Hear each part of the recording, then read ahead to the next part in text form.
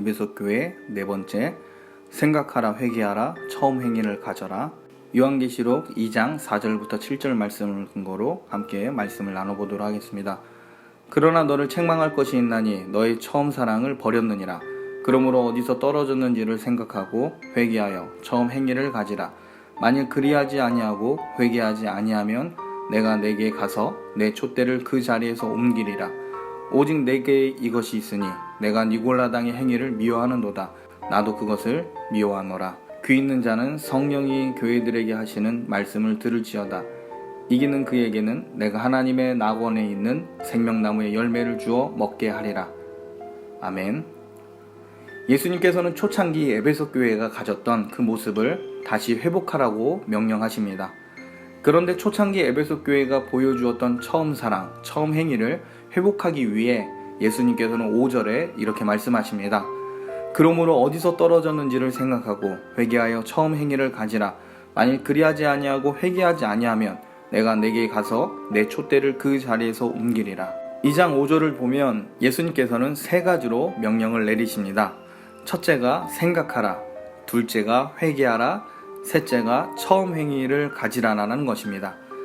헬라어로 이 세 가지의 동사의 시제를 살펴보면 생각하라는 현재 시제로 되어 있고 회개하라와 가지라라고 한 것은 부정 과거 시제입니다. 예수님께서는 첫 번째로 에베소 교인들에게 생각하라라고 명령하십니다. 이 명령은 회개하라는 명령보다 먼저 나옵니다. 회개하기 이전에 무엇을 잘못하였는지 알아야 합니다. 생각하라는 예수님의 명령은 현재 진행형이기에 한 번 생각하고 그치는 것이 아니라 계속 생각하고 그 생각을 유지하라고 하는 말씀입니다. 예수님께서는 에베소 교회를 향해서 회개하기 전에 생각하며 회개하는 과정에서도 생각하고 처음 행위를 가지는 상황 속에서도 생각할 것을 명령하신 겁니다. 생각하지 않고 이루어지는 회개는 있을 수가 없습니다. 하나님의 뜻을 염두에 두지 않는 신앙 행위는 거룩한 열매를 맺지 못합니다. 어떤 사람은 회개를 교회 성장의 방편으로 도구화하려고 하는 성향이 있습니다. 자, 이런 분들은 회개만 하면 교회가 부흥하고 축복을 받을 수 있다고 말합니다. 교회의 부흥과 개인의 축복을 위하여 회개를 도구화하면서 생각이란 것을 하지 않습니다. 무엇을 잘못했느냐가 아니라 좋은 것을 얻기 위해 죄를 쥐어 짜내며 회개를 잘할 수 있는 분위기를 만들려고 합니다.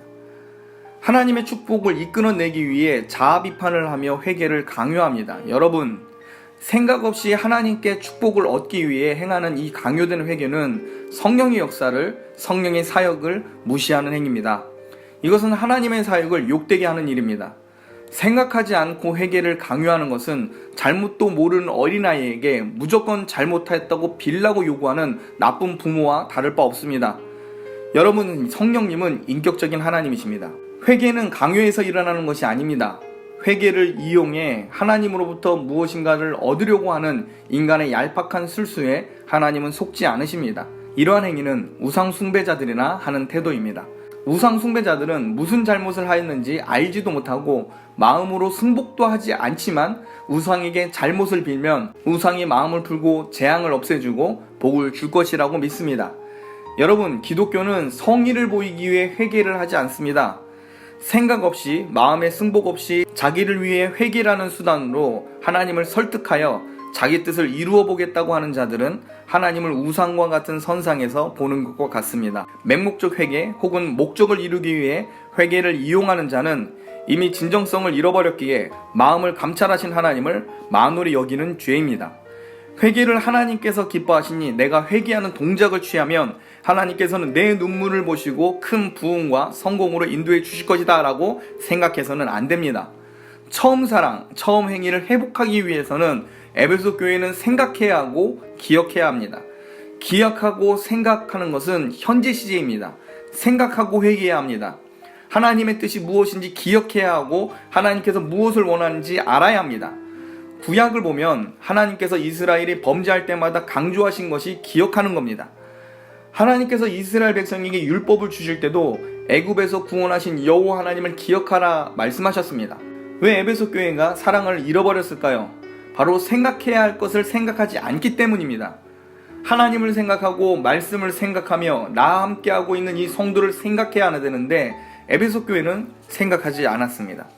교회에서 봉사도 하고 참고 인내하며 주님을 위해 실천을 하는데 말씀에 대한 기쁨도 없고 지금 당하는 고난 앞에 점점 그들의 신앙은 침체를 경험하게 됩니다.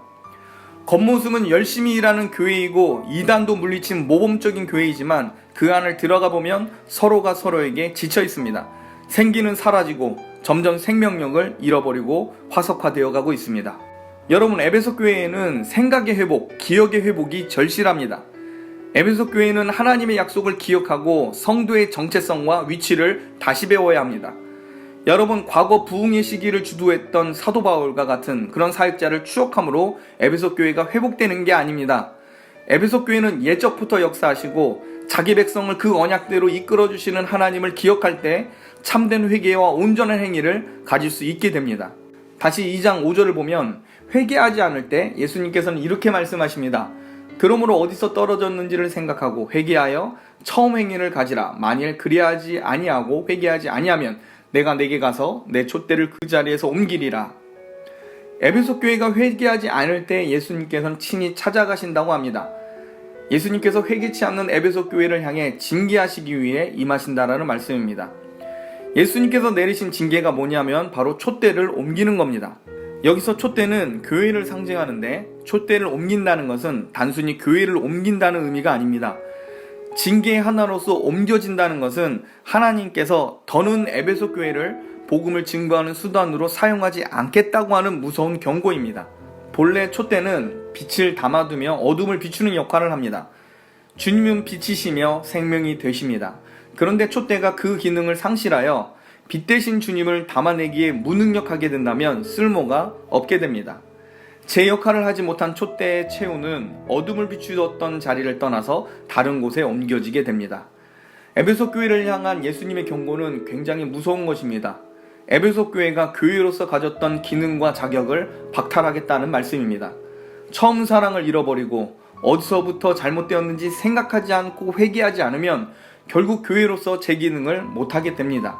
겉은 교회이지만 말씀과 사랑이 식은 채 서로 정죄하고 다툼만 일어나고 있다면 이미 복음을 증거할 능력이 없는 것과 같습니다. 예수님의 세 가지 명령을 에베소 교회가 실행하지 않으면 하나님의 영광이 떠난 빈 껍데기 같은 교회로 전락하게 될 것이고 후에는 사라지게 됩니다. 바른 정통과 바른 행위가 있다고 해도 생명력 있는 말씀과 성도와의 사랑이 없다면 그 교회는 증거의 능력을 상실할 수밖에 없습니다. 에베소 교회는 다시 말씀을 통해 하나님의 약속과 성도의 정체성 그리고 교회의 사명이 무엇인지 기억하고 생각해야 합니다. 이어서 2장 7절을 보겠습니다. 귀 있는 자는 성령이 교회들에게 하시는 말씀을 들을지어다. 이기는 그에게는 내가 하나님의 낙원에 있는 생명나무의 열매를 주어 먹게 하리라. 예수님께서는 이기는 자에게 생명나무의 열매를 주시겠다고 하십니다. 여기서 이기는 자는 단수입니다. 이 약속은 복수가 아니라 개인에게 개별적으로 약속된 축복입니다. 에베소 교회가 생명력을 잃어 더 이상 교회로서 역할을 못할 수도 있습니다. 그러나 에베소 교회 안에는 말씀을 깨닫고 말씀을 신뢰하고 고난을 극복한 이기는 자가 분명히 있을 겁니다. 생각하고 회개하여 처음 행위를 가진 그 성도에게 예수님은 승리자로서 생명나무의 열매를 주시겠다고 말씀하십니다. 사랑을 잃어버린 교회 속에 여전히 말씀을 신뢰한 성도들을 향해서 예수님은 생명의 열매를 약속하십니다. 생명나무의 과실을 먹는다는 것은 하나님과의 완전한 관계의 회복을 의미합니다. 아담과 하와가 선악과를 먹음으로 에덴 동산에서 쫓겨났습니다. 이때 하나님께서는 아담과 하와로 생명나무에 접근하지 못하도록 하셨습니다. 창세기 3장 24절을 보겠습니다. 이같이 하나님이 그 사람을 쫓아내시고 에덴 동산 동쪽에 그룹들과 두루 도는 불칼을 두어 생명나무의 길을 지키게 하시니라. 하나님께서는 아담과 하와를 에덴에서 내보내신 후에 두루 도는 불칼을 두어서 생명나무로 가는 길을 지키게 하셨습니다. 그 이유가 생명나무의 과실을 먹고 영생을 얻으면 안 되었기 때문입니다. 하나님께서는 아담과 하와로 생명나무 열매를 먹지 못하게 하신 것은 굉장히 놀라운 은혜입니다. 왜냐하면 하나님과 원수된 상태에서 생명나무의 과실을 먹고 영생하게 된다는 것은 영원히 하나님과 화목할 수 있는 길을 상실한다는 의미입니다. 이 부분에 대해서 시간이 되면 자세하게 다루도록 하겠습니다. 일단 생각하고 회개하여 처음 행위를 가진 그 성도에게 예수님은 생명나무의 과실을 먹게 하십니다. 두루 도는 불칼로 갈 수 없었던 그 생명나무의 길이 열리게 되었습니다. 하나님과의 관계가 완전히 회복되어 영원한 생명을 얻을 자격이 된 겁니다. 여러분, 요한계시록에서 이 생명나무는 예수님을 상징합니다. 예수님께서 주신 그 은혜의 열매를 취할 수 있는 자리에 서기 위해 성도는 예수님의 구속의 은혜로 의롭게 되어야 합니다. 두루 도는 불타는 검을 피할 수 있는 사람은 없습니다. 오직 그리스도 안에서 주님을 믿고 회개한 그 성도, 화목하게 하시는 그리스도를 기억하고 사랑하는 그 성도에게 생명나무 대신 주님께 나아갈 수 있는 겁니다. 그리고 주님께서 주시는 그 열매를 얻을 수 있습니다. 그러므로 여러분은 하나님을 향한 생각을 멈추지 마시고 여러분을 거룩하게 하시고 화목하게 하시는 그 성령 하나님을 믿고 나아가 생명의 열매를 취할 수 있는 승리자가 되시길 주님의 이름으로 축복합니다.